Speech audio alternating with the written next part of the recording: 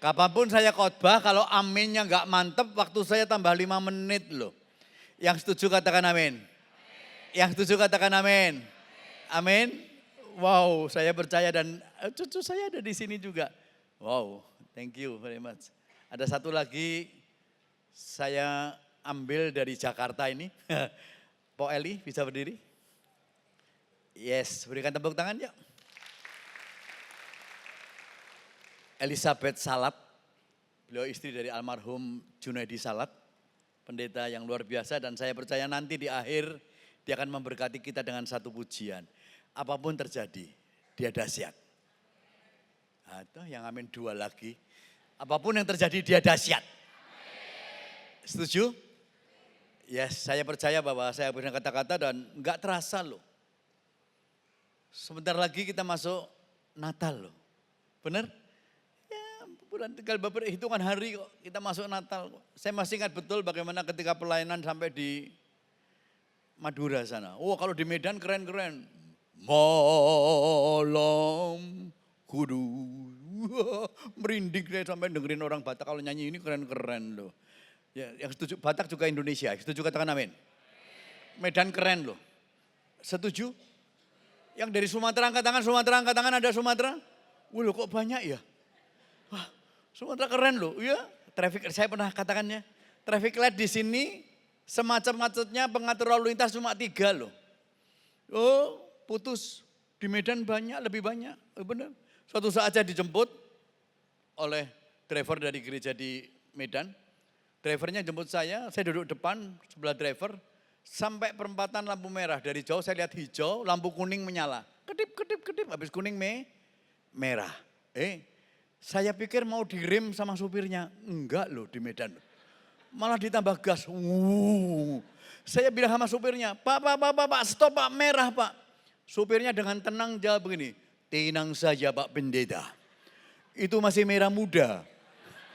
Belum merah kali katanya. No. Ayo tepuk tangan untuk Sumatera, ayo haleluya. Oke, hari ini sesuatu yang luar biasa ketika saya diberkati simple kok. Tema yang luar biasa bahwa menghargai. Bahkan perlunya satu relation ketika Pastor Abed memberikan tema ini. Saya teringat ada satu figur yang luar biasa Tuhan pakai dahsyat. Daud namanya. Siapin PPT saya. Perjalanan Daud setelah mengalahkan Goliat. Ada seorang figur yang kelihatannya jarang disinggung. Ada seorang yang namanya jarang disebutkan. Yonatan namanya, dan saya percaya bahwa tanpa Yonatan saat itu, Daud belum tentu loh akan jadi raja yang luar biasa. Tanpa Yonatan, tanpa ada hubungan yang istimewa antara Daud dan Yonatan, tanpa ada saling menghargai Daud, demikian menghargai Yonatan, Yonatan demikian mengasihi Daud, bahkan sampai dengan akhirnya Yonatan mengikat perjanjian, bahkan katakan dengan sumpah bahwa Tuhan beserta kita dan seluruh keturunan Daud dan keturunan Yonatan. Keren.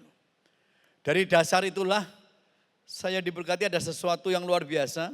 Ya saya mohon maaf. Tangan saya ini kok kayak kaku ya, kalau ini kok nggak pernah muncul. Yes. Saya percaya bahwa karena hubungan yang luar biasa nih, ada satu relasi.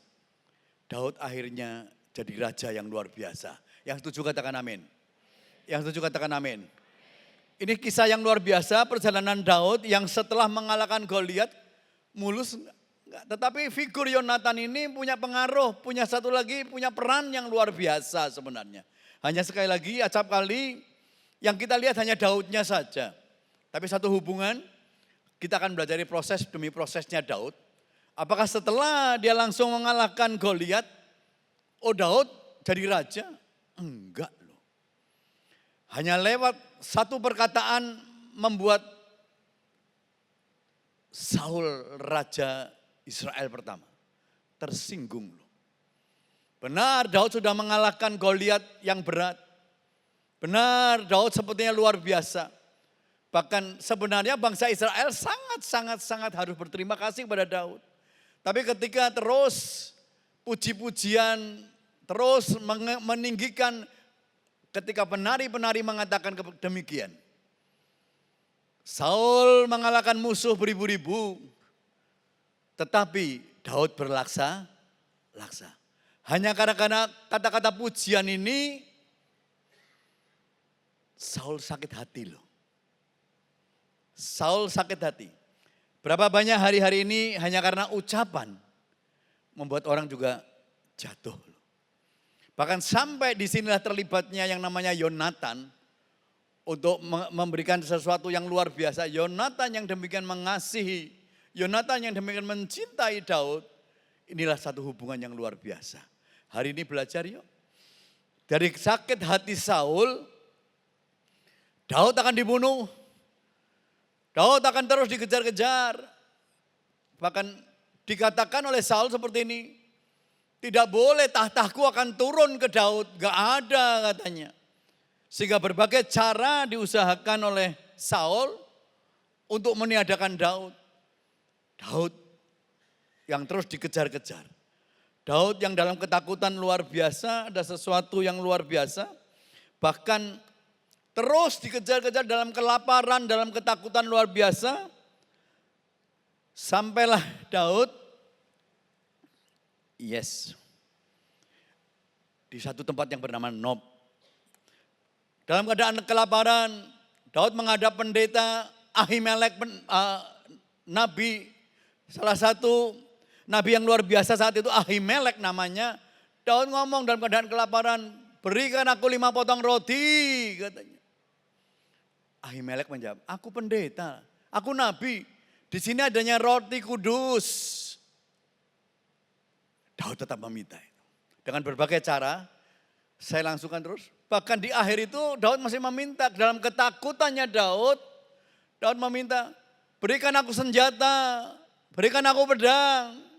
Minta ke nabi loh. Sekali lagi Ahimelek juga menjawab, imam itu menjawab. Di sini enggak ada senjata, adanya hanya pedang yang bekas engkau pakai untuk memenggal kepala Goliat. Itu pun diminta oleh Daud. Saking dalam ketakutan, gelisah, panik dan sebagainya. Larilah Daud dari Nob ke satu tempat yang bernama Gad. Di situ ketemu Raja Akhis namanya. Anak buah Raja Akhis ada yang kenal siapa Daud itu. Sehingga kata-kata yang menakutkan Daud, dia berkata, ini Daud. Kata-kata ini diulang. Saul mengalahkan beribu-ribu Daud, tetapi Daud berlaksa-laksa. Kata-kata yang menakutkan. Daud seolah-olah menjadi gila di hadapan Raja Akhis. Bahkan dikatakan dia gores-gores pintu. Dia berlaku seperti orang gila. Sepertinya ini ingus, mohon maaf, apa ini namanya? Ilernya meler orang Jawa bilang. Demi seperti berkelakuan seperti orang gila. Saking takutnya. Diusir Daud, larilah Daud, akhirnya masuk ke Gua Adulam. Sekali lagi kita mau belajar sesuatu yang sederhana ini. Di dalam 1 Samuel 22 ayat 1 dikatakan seperti ini. Dalam ketakutannya Daud, di dalam berbagai macam masalah yang Daud rasakan. Lalu Daud pergi dari sana dan melarikan diri ke Gua Adulam. Sama-sama dengan saya katakan yuk, melarikan diri. Sama-sama dengan saya katakan yuk, Gua Adulam. Ketika saudara-saudaranya dan seluruh keluarganya mendengar hal itu, pergilah mereka ke sana mendapatkan dia. Saya berhenti dulu. Daud harus melarikan diri dari masalah ketakutan, dari masalah gentar, dari masalah yang gak karuan berkecamuk karena dia akan dibunuh oleh Saul. Dia lari ke satu tempat yang bernama Gua Adulam. Dengan tujuan mungkin saya akan menyembunyikan diri mungkin ke dalam Gua Adulam dan sebagainya. Dalam keadaan yang benar-benar panik. Dalam keadaan yang tidak nyaman, dikejar dan sebagainya. Ayat 2. Berhimpunlah juga kepadanya setiap orang yang dalam kesukaran.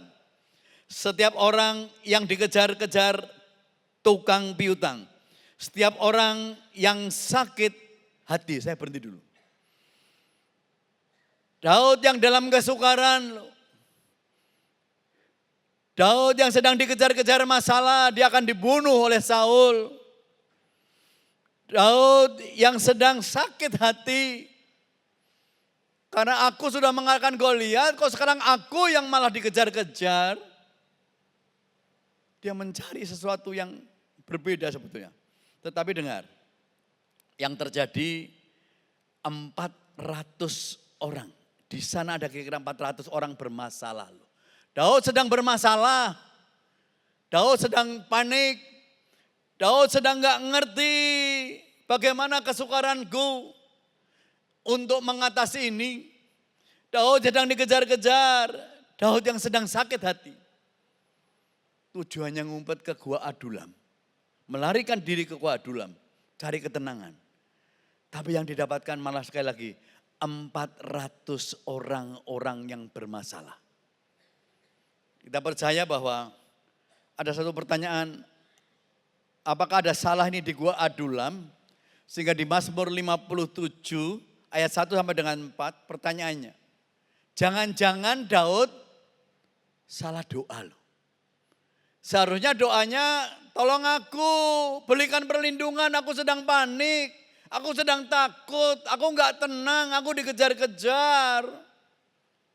Yuk kita mau belajar yuk. Daud salahkah berdoa?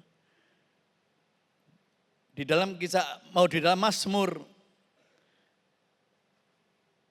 57, saya mohon maaf.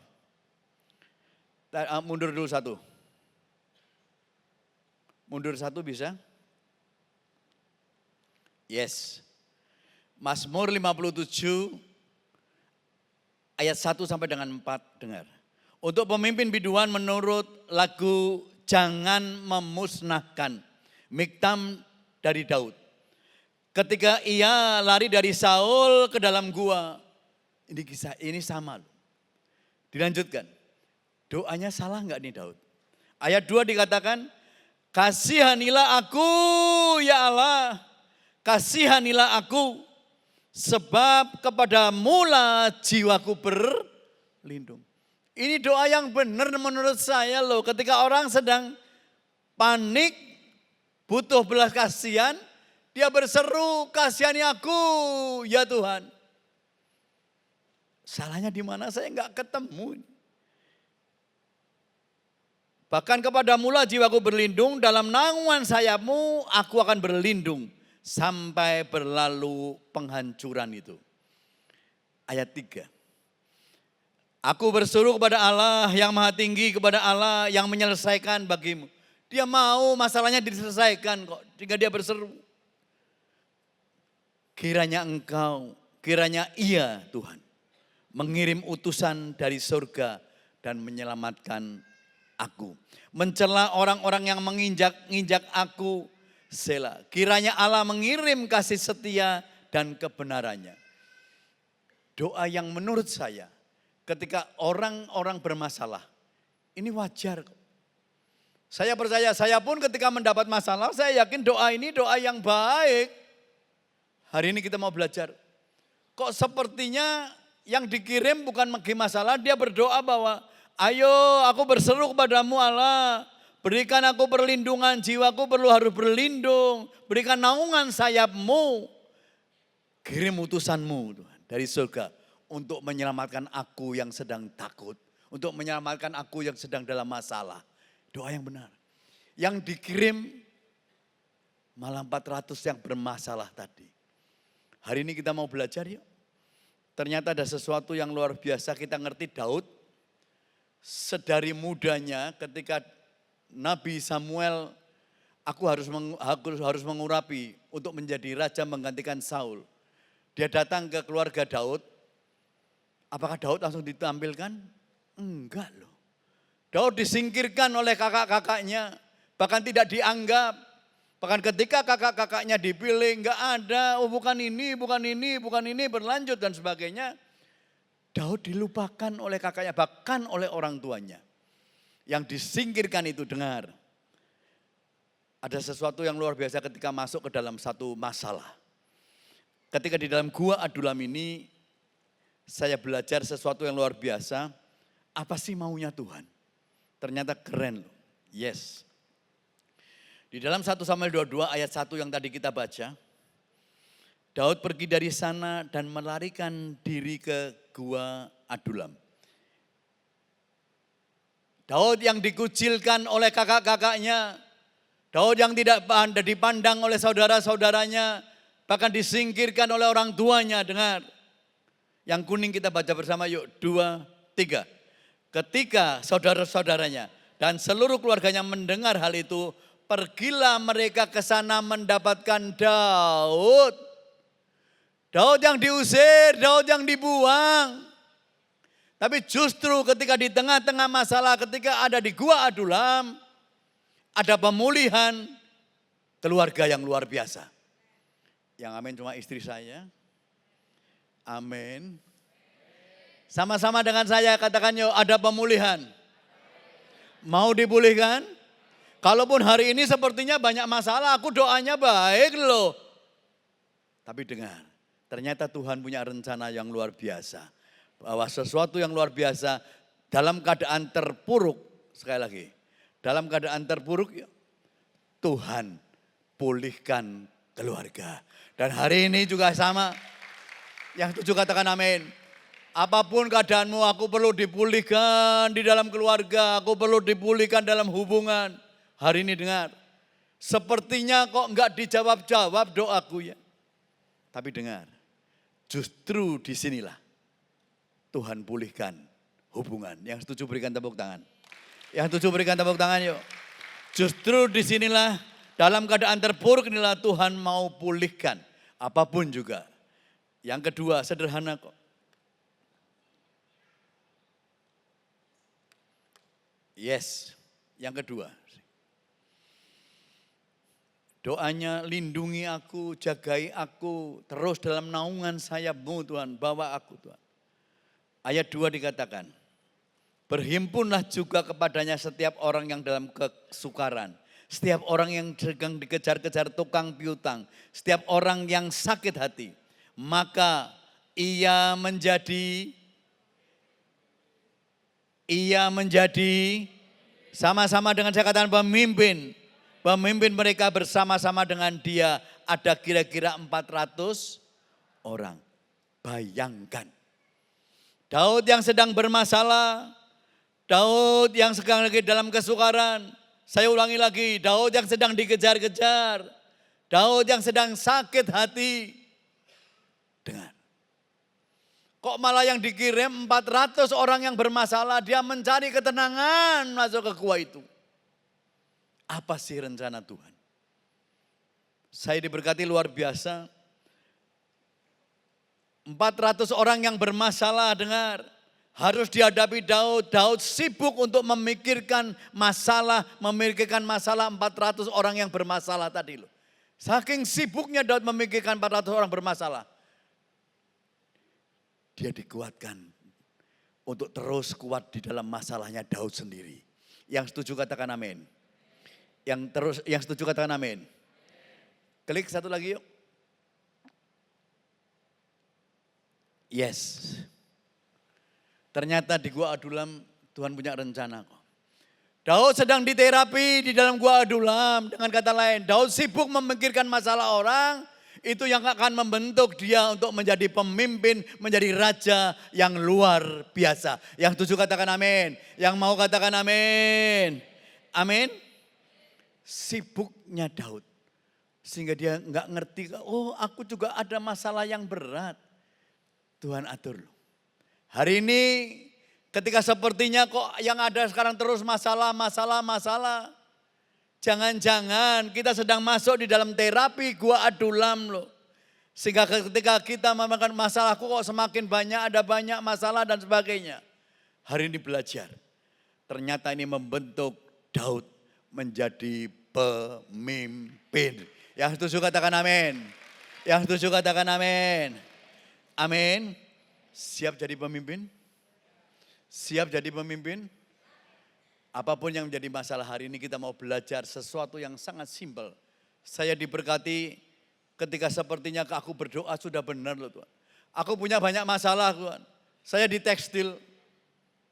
Saat ini dunia tekstil adalah sebuah dunia yang sangat berat. Dari pandemi 5 tahun, saya berdoa Tuhan, masalahku berat loh. Yang muncul adalah berbagai macam masalah, bahkan sampai saya kena kanker. Saya pernah kesaksian waktu Tuhan pulihkan saya dari kanker stadium 4. Yang sebagian mungkin ada yang tahu, sebagian belum tahu bahwa saya disembuhkan luar biasa Desember. Pertama khotbah saya sembuh dari kanker. Pak Albert Tanoni datang ke rumah sakit Jakarta sebelum saya dibawa ke Singapura. Pak Albert Tanoni berkata seperti ini. Matius Wibowo, waktu itu bulan Mei. Matius. Mei dia berkata, dia tunjuk saya. Desember sembuh, melayani kebaktian di GCC lagi. Benar loh. Saya enggak ulang kesaksian ini, tapi dengar. Ketika itu saya mendengar itu saya sudah berteriak. Aku cancer loh Pak Albert. Aku enggak mungkin dalam waktu Mei, Juni, Juli, Agustus, Desember kok kembali khotbah lagi di sini. Jalan aja saya enggak mampu. Tapi dengar, 6 bulan Tuhan terapi saya untuk masuk dalam masalah. Tapi dengar, ada satu mukjizat besar terjadi. Singkat cerita, saya disembuhkan karena saya percaya bukan ahlinya yang menyembuhkan dokter itu enggak. Yes, Tuhan pakai dokter itu. Tapi saya percaya kok, lewat pendarahan besar, Tuhan pulihkan hambanya.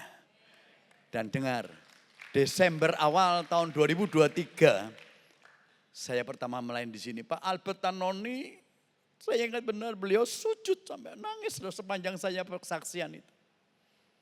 Saya enggak sadar kalau saya ngomong Desember, padahal bulan Mei saya kanker stadium 4. Tapi dengar, hari ini dengar. Apapun yang menjadi masalahmu, hari ini percaya ya. Sepertinya kok enggak dijawab ya doaku ya. Sedemikian juga dengan catatan tadi, saya mengatakan bahwa aku punya masalah yang dikirim kok malah justru bermasalah. Justru dari itulah Daud enggak sempat memikirkan. Saya tahu bahwa rencana Tuhan dahsyat. Yang setuju katakan amin. Yang setuju katakan amin. Amin. Singkat cerita, kisah ini di dalam 1 Samuel 22. Di ayat 2 tadi dikatakan bahwa ketika dikumpul yang datang 400 orang bermasalah. Daud yang sudah dipulihkan rumah tangganya. Daud yang sudah diterima kembali oleh orang tuanya. Daud mengasihi orang tuanya loh. Dikirim orang tuanya ke tempat yang luar biasa, ke Mispa di Moab. Dia dititipkan di situ tujuannya supaya orang tua kami tenang di sini, di satu bukit di gunung. Saya lanjutkan untuk mempercepat, mensingkat waktu.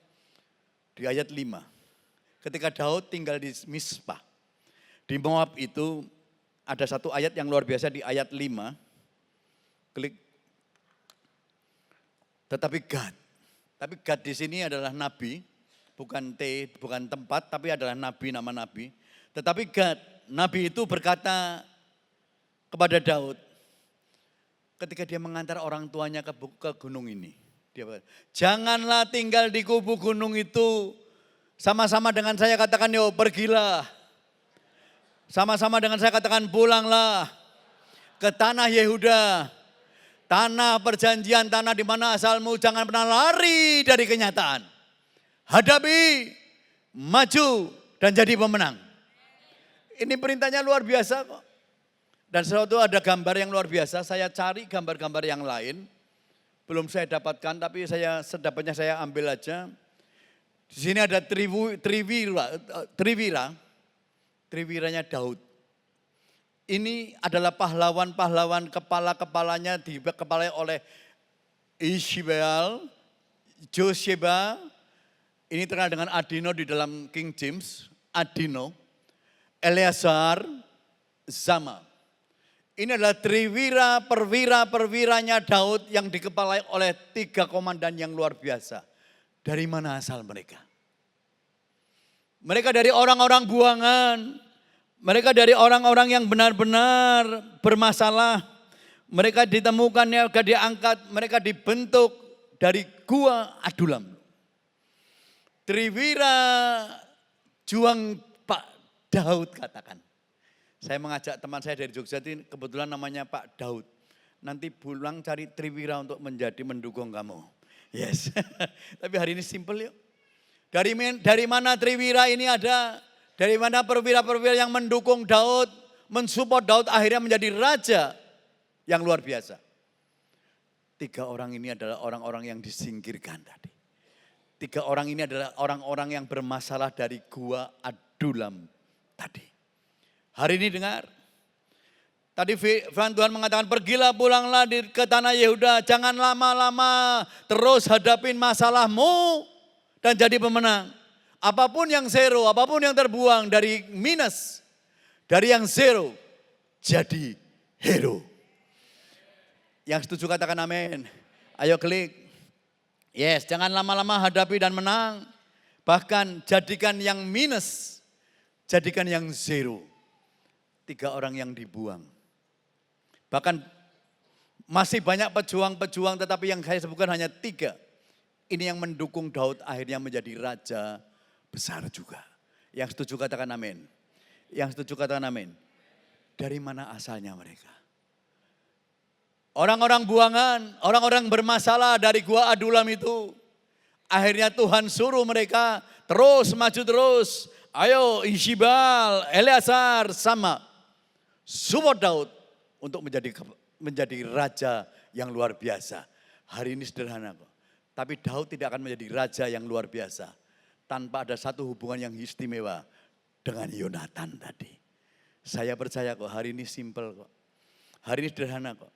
Jangan lama-lama, hadapi dan menang, bahkan jadikan apapun yang zero. Anda boleh datang dengan mengatakan, aku terbuang, aku enggak dipakai dan sebagainya.